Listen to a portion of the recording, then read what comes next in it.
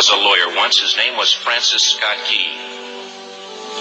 He penned a song that I'm sure you're aware of. You've seen it. It's in most hymnals throughout our churches. It's called the National Anthem. It is our song as an American. Services, and we sing the words of that song, and they float over our minds and our lips, and we don't even realize what we're singing. Most of us have memorized in vicious conflict with the mother country, Britain.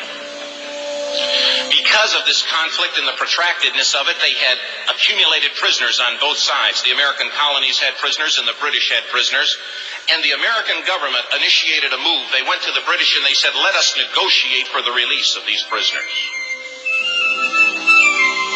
They said, we want to send a man out to discuss this with you. They were holding the American prisoners in boats about 1,000 yards offshore.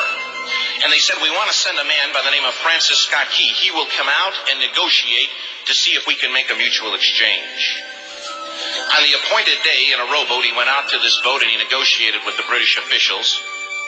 And they reached a conclusion that men could be exchanged on a one-for-one basis. Francis Scott Key, jubilant with the fact that he'd been successful, went down below in the boats, and what he found was a cargo hold full of humanity, men. And he said, men, I've got news for you tonight. You're free. He said, tonight I have negotiated successfully your return to the colonies. He said, you'll be taken out of this boat, out of this filth, out of your chains. As he went back up on board to arrange for their passage to the shore, the admiral came and he said, we have a slight problem. He said, we will still honor our commitment to release these men, but it'll be merely academic after tonight. It won't matter. And Francis Scott Key said, what do you mean? He said, well, Mr. Key, he said, tonight we have laid an ultimatum upon the colonies.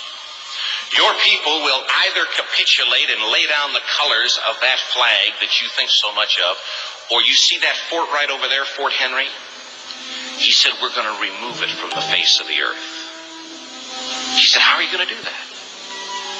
He said, if you will, scan the horizon of the sea. And as he looked, he could see hundreds of little dots. And he said, in a matter of about 2.5 hours, he said, the war's over. These men would be free anyway. He said, you can't shell that fort. He said, that's a large fort. He said, it's full of women and children. He says, it's predominantly not a military fort. They said, don't worry about it. They said, we've left them a way out. And he said, what's that? He said, do you see that flag way up on the rampart? He said, we have told them that if they will lower that flag, the shelling will stop immediately.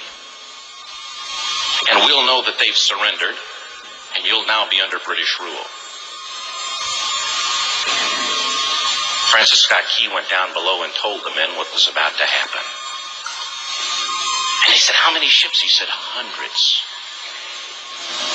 The ships got closer. Francis Scott Key went back up on top and he said, men, I'll shout down to you what's going on as we watch. As twilight began to fall, and as the haze hung over the ocean as it does at sunset, suddenly, the British war fleet unleashed. He says the sound was deafening. There were so many guns that there were no reliefs.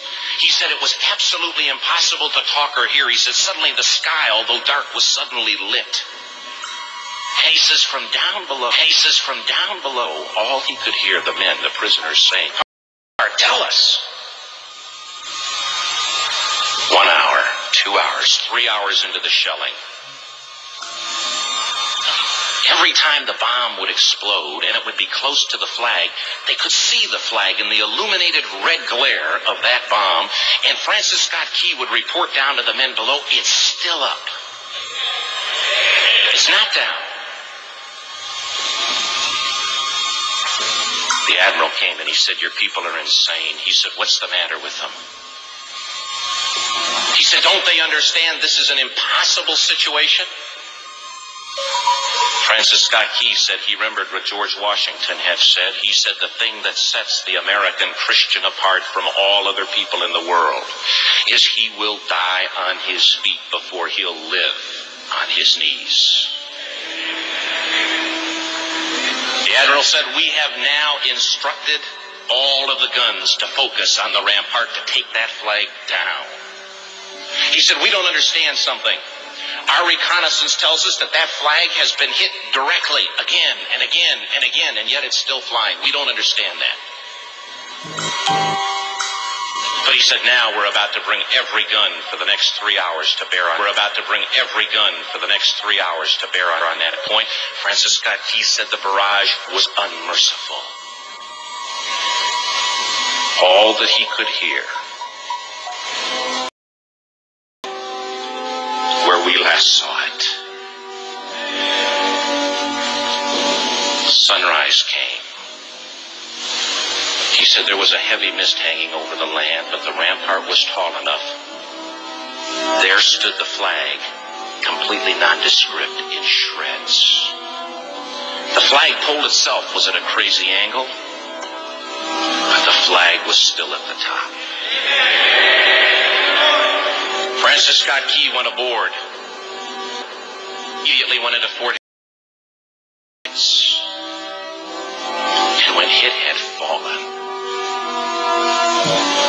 but men, fathers, who knew what it meant for that flag to be on the ground, although knowing that all of the British guns were trained on it, walked over and held it up humanly until they died. Their bodies were removed. Bodies. He penned the song, "Oh, say can you see by the dawn's early light what so proudly we hailed at the twilight's last gleaming? Or the rocket's red glare, the bombs bursting in air, gave proof through the night that the flag was still there.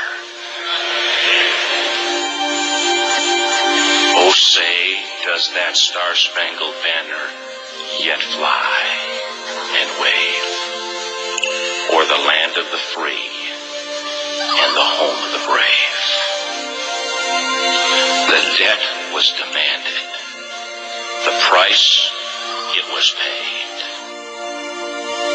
Oh, say, can you see